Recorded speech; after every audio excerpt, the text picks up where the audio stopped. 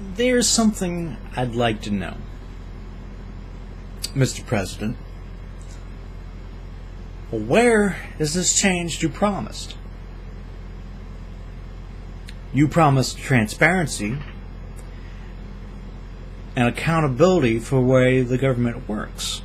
And these are actually good ideas. But when is it going to happen? If it's not going to happen now.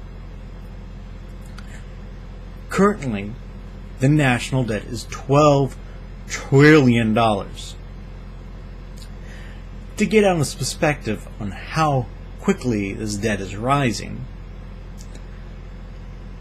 let's look at Bush. And George W. Bush, when he took office, the national debt was only $5 trillion. At the end of his second term, it was $9 trillion. So that's a $4 trillion increase over 8 years. So easily that's a half a trillion dollars per year. Okay? But from 2008 to right now, it is $12 trillion. That's a $3 trillion increase in 1 year.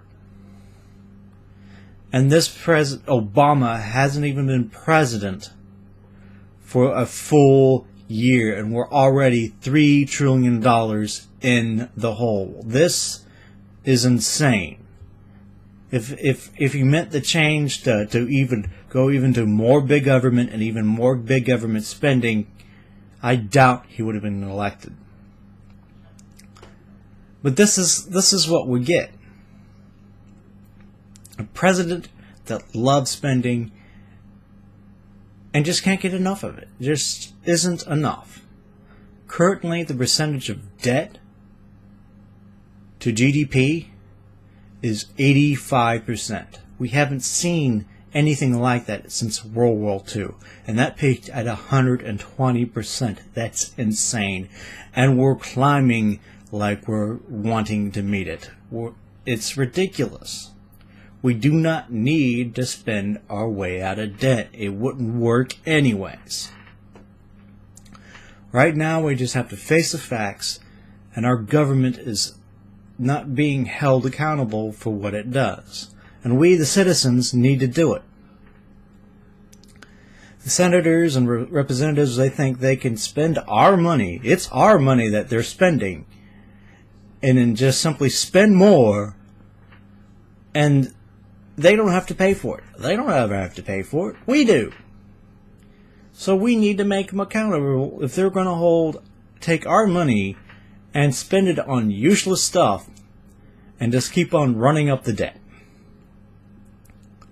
I guarantee if half the government programs were under review and put to public vote on what we need to cut, I guarantee them they will all disappear. Because if anybody spends the money like the way they do, they would have no line of credit. It would be no one would give them a job. They will be a complete deadbeat. Because when somebody gets into debt, they don't spend more.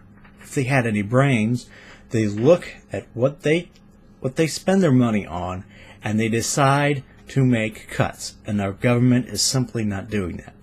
In order to pay this national debt, we need to cut our spending very drastically. Not 10 years from now, not 2 years from now.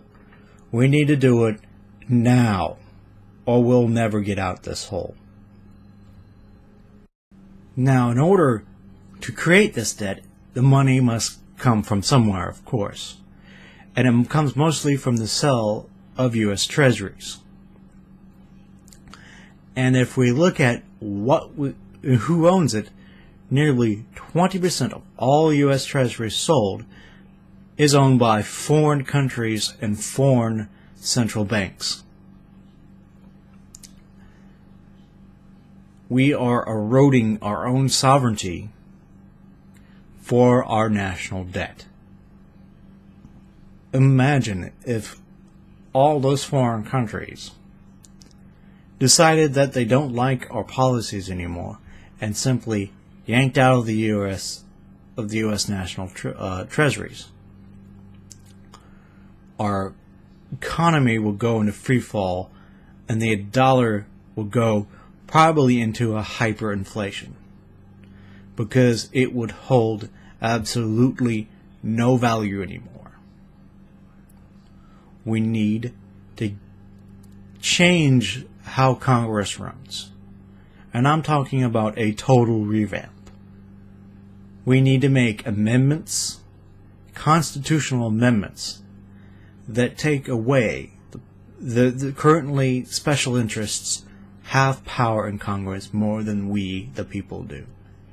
Until the day that we, the people that actually vote, have more power than the special interests that line the pockets of our senators and representatives, they will always hold more power. Until we limit that, we are screwed, because banks and financial institutions, they know where to go. They just whisper in their ears and say, we're just too big to fall. And of course, Congress will agree, give them all the money they want.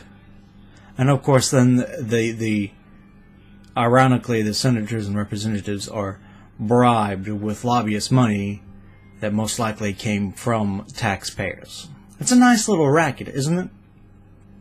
And then we need to basically kick everybody out of Congress. We should do this quite often.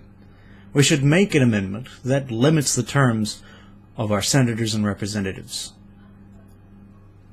2 at the most for representatives and 1 at the most for senators. Let's make basically running for office an actual public service again. Because it doesn't make sense what this bullshit they're doing. If you're gonna, they run for office and then they take up a seat, and it's hard to get rid of an incumbent once you're there. You take up your seat and you do it for 20, 40 years or whatever, and then you draw your pension. No.